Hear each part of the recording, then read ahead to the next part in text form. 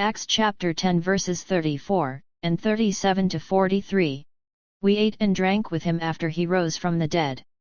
Peter proceeded to speak and said, "You know what has happened all over Judea, beginning in Galilee after the baptism that John preached, how God anointed Jesus of Nazareth with the Holy Spirit and power. He went about doing good and healing all those oppressed by the devil, for God was with him. We are witnesses of all that he did both in the country of the Jews and in Jerusalem. They put him to death by hanging him on a tree. This man God raised on the third day and granted that he be visible. Not to all the people, but to us, is chosen by God in advance, who ate and drank with him after he rose from the dead.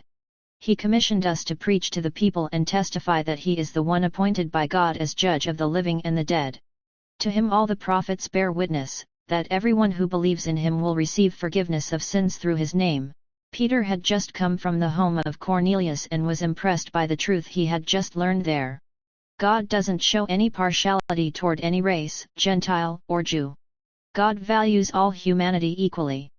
Peter takes his place of leadership given to him by Christ in Matthew chapter 16 verse 19. He now picks up the keys and will unlock the door of Christianity for both the Jew and the Gentile. This is a short, powerful, and important speech given by Saint Peter. It is surprising that Peter, a fisherman from Galilee, was able to give a brief outline of how Christ lived, died, rose from the dead, and that everyone who believes in him receives forgiveness of sins through his name.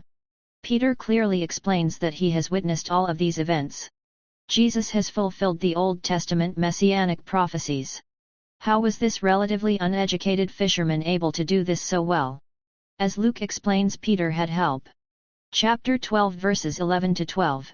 And when they bring you before the synagogue and the rulers and the authorities, do not be anxious how or what you are to answer or what you are to say, for the Holy Spirit will teach you in that very hour what you ought to say. In verse 39 we read, "They put him to death by hanging him on a tree." That's an interesting phrase, probably chosen to clearly identify those who put Jesus to death. The Jewish method of execution was by stoning. It was the Romans and the Gentile nations who used crucifixion as punishment.